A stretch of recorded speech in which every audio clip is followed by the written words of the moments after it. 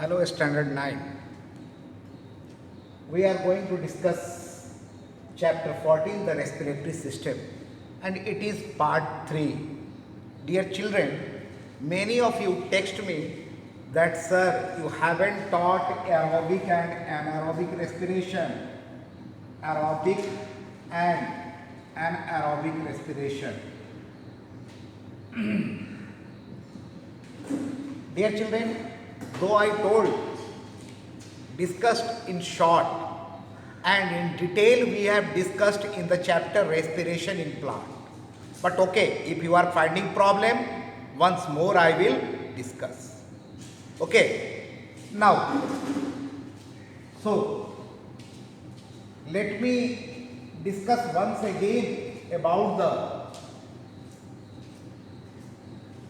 aerobic and anaerobic respiration. Before that,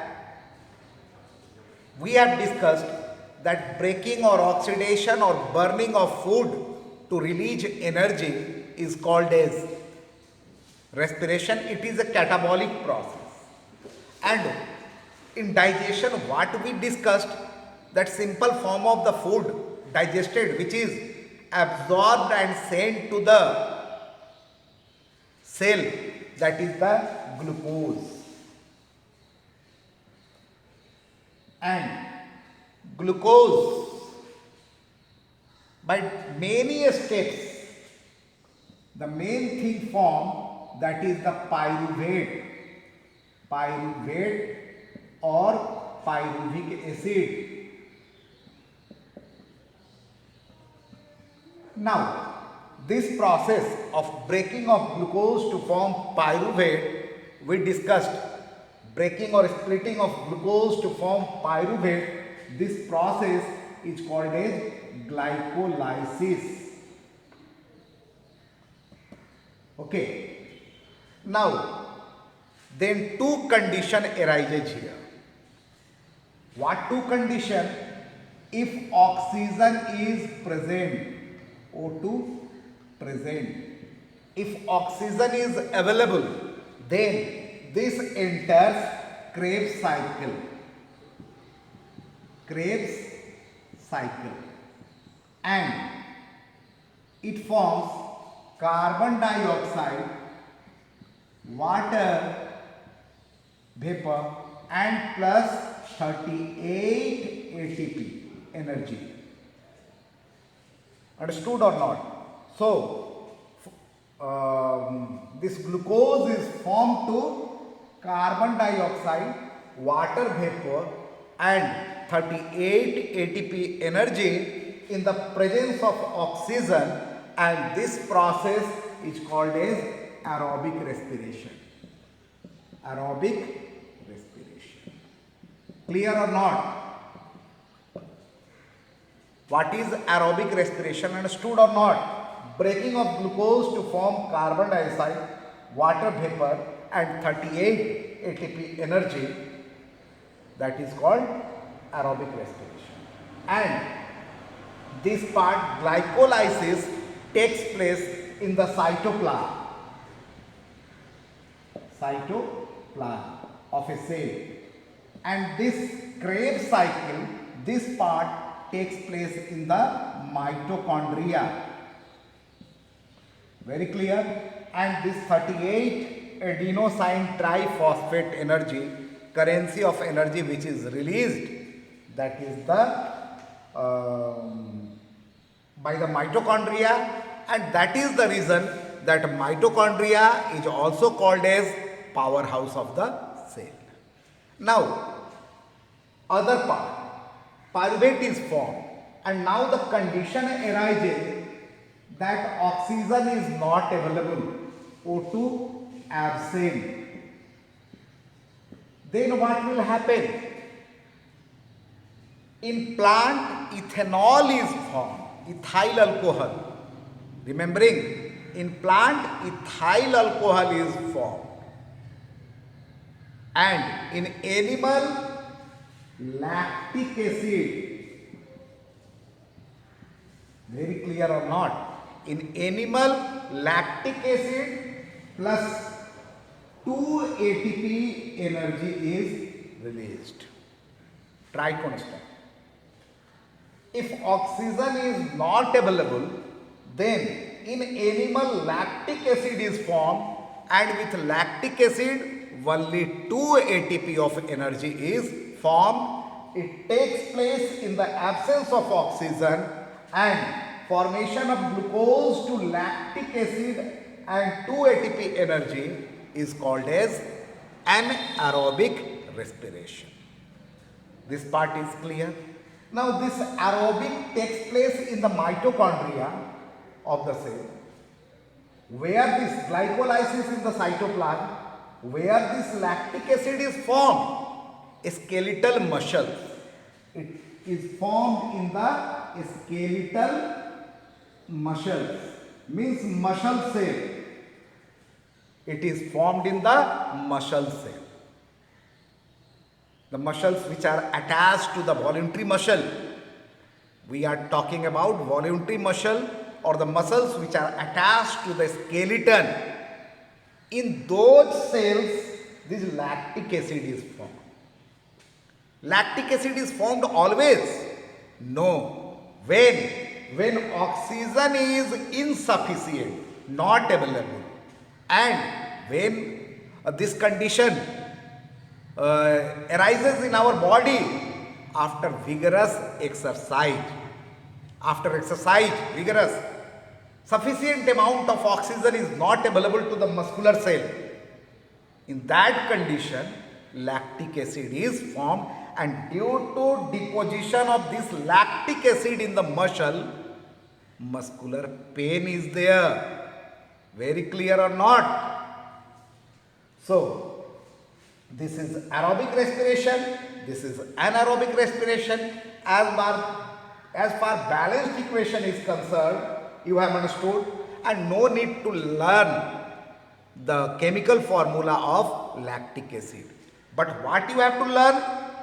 That difference between anaerobic respiration of plant and anaerobic respiration of an animal. In plant, ethyl alcohol or ethanol is formed. But in animal, instead of ethanol, what is formed? Lactic acid. Very clear or not? That in plant, end product is ethanol. In animal, lactic acid. And in animal, due to this accumulation of lactic acid in the muscle cell, it gives a fatigue effect, and this condition is called as oxygen depth. What it is called? Oxygen depth. Depth coming, curve, oxygen depth. Very clear? This condition is called as oxygen depth. When lactic acid is formed in our skeletal muscles. Now, next thing, we were discussing about difference between the anaerobic respiration of plant and anaerobic respiration of an animal. As I have told you, in plant ethanol is formed, in animal lactic acid is formed, in plant carbon dioxide is also formed. Try to understand. In plant, in anaerobic respiration, carbon dioxide is formed, and in animal, no carbon dioxide is formed. Very clear or not? And plant gives more heat after anaerobic respiration, and in animal, heat released is less comparing to the Understood? So now don't say that sir has not taught aerobic and anaerobic respiration. Now let us start where we were. We were discussing about the respiratory organs, and in respiratory organs we discussed about the nose, the nasal passage, the nasal cavity, the region of hair inside our nose. We have discussed about the trachea and the esophagus and about the epiglottis. That epiglottis guards, prevents the entry of food particle in the trachea.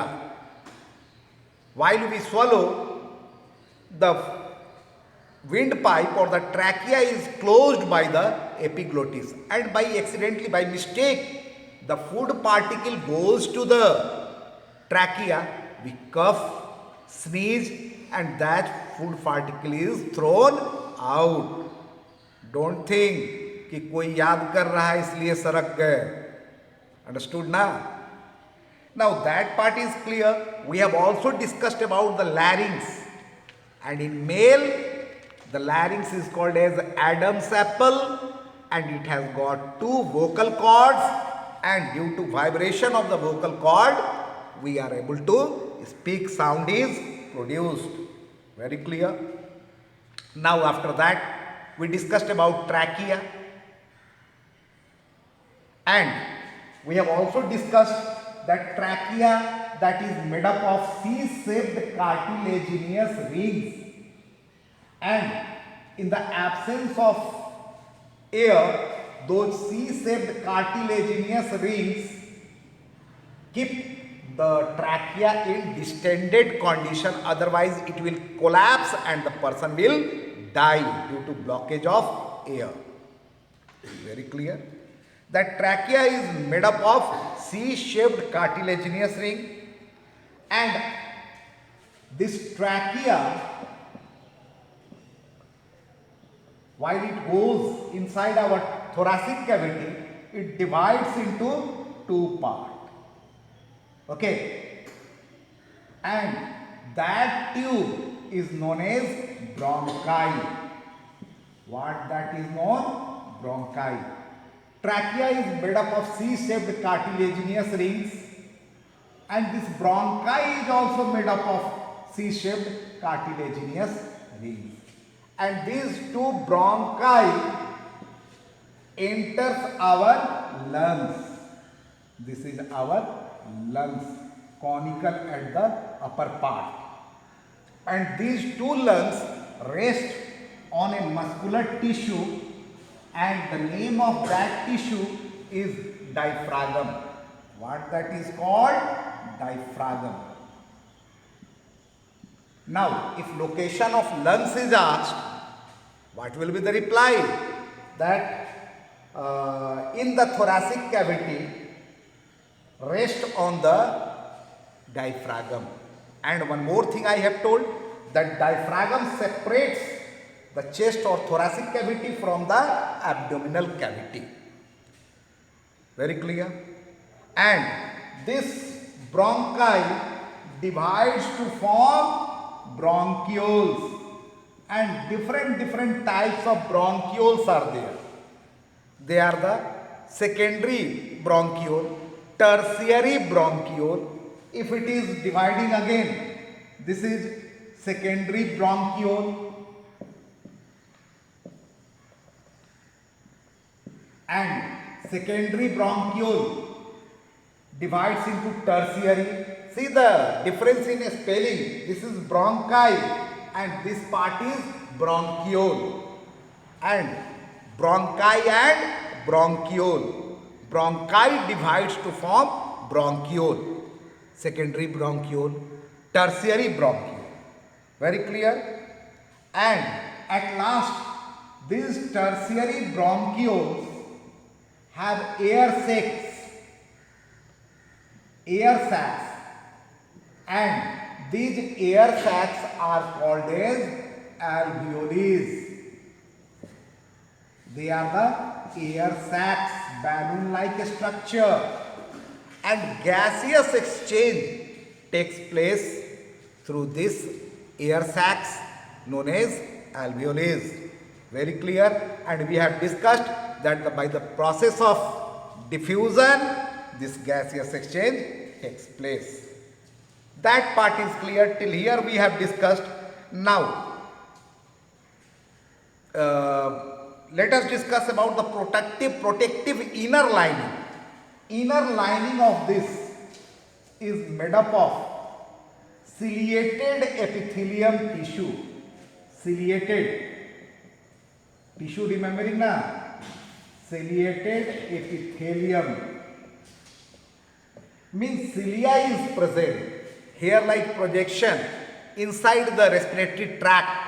Throughout the respiratory tract, this cilia is present, and cilia throughout their life, they are moving this and that way and help in passage of mucus and oxygen, carbon dioxide, they help in the passage. Very clear? Now, it is made up of ciliated, inner lining is made up of ciliated epithelium. And coming to the lungs, one confusion is there in this lungs, that which one will be the right lung and which will be the left lung. If I will write this way, this will be right, but that is wrong. In book, whatever write, that will be your left lung. Or let me stand like this. If I am standing like this, naturally this side will be the left lung. And I am writing with right pen, means opposite. This one is left lung. So don't be confused in right lungs and left lung. Just opposite to you in the book will be the left and right lungs. Now, lungs we have understood which one is the left lung and which one is the, and left lung, this has got two chambers, and right lung, this has got three chambers. Okay, very, very important. The difference between left lung and right lung. Left lung has two chambers or lobes. Better to write lobes. So, left lung has two lobes and right lung has three lobes. And there is different in size, okay, of the left lung and right lung. Left lung is smaller comparing to the right lung. Okay, now a question arises, why left lung is slightly smaller than the right lung? Keep in mind, don't say that it has got two lobes and it has got three lobes, so this one is smaller. Actually, between the lungs is the heart. What it is? Heart. Between the lungs only, our heart is located. To accommodate the heart, the left lung is slightly smaller comparing to the right lung. Very, very important question for the examination point of view. Once more, let me discuss. Our question is, why left lung is slightly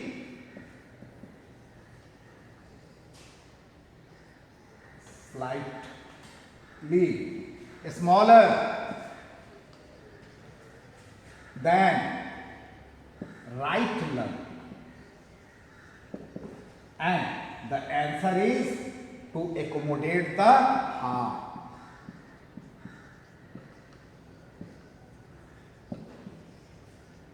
So dear children, you must have understood, to accommodate the heart, the left lung is slightly smaller than the right lung. Very clear?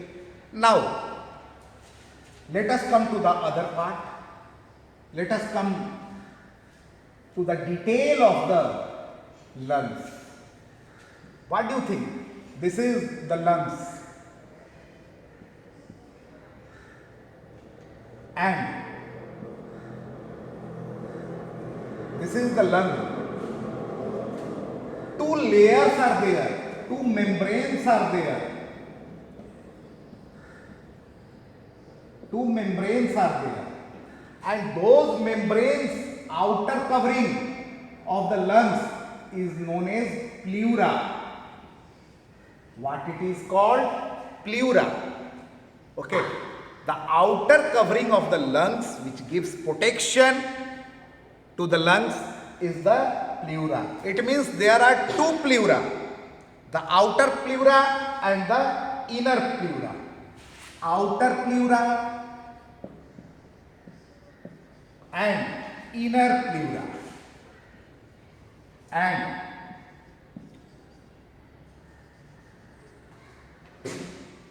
outer pleura is called as parietal pleura. Parietal pleura. And inner pleura is called as visceral. Very clear or not? That two protective coverings are there on the lungs, and those protective coverings are called as pleura. The outer pleura is called as parietal pleura and inner pleura is called as visceral pleura. And between these pleura, let me show you. Suppose this is outer pleura and this is inner pleura. Okay, this is outer and this is inner. And between this, one fluid is present. And the name of that fluid is pleural fluid. What is the name of that fluid? Pleural fluid. If I will ask the location of pleural fluid, what you will write? Between the parietal pleura and visceral pleura. The fluid present is the pleural fluid. What is the function of pleural fluid? During expansion and relaxation, it reduces the friction. Okay. Or provide lubrication. Lubrication. Providing lubrication means what? Reducing friction. This pleural fluid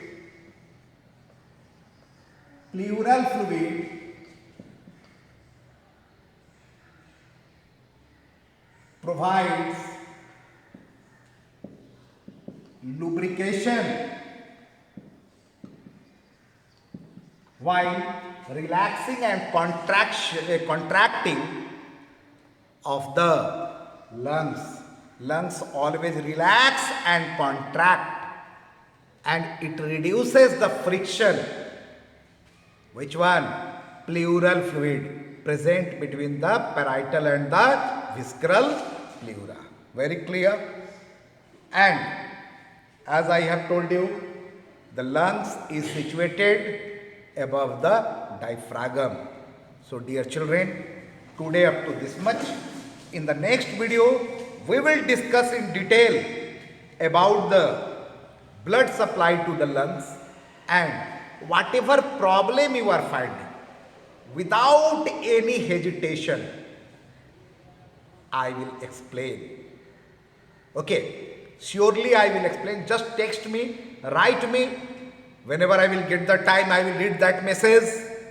And dear children, I will explain. So, learn this part, and today up to this much. Thank you very much.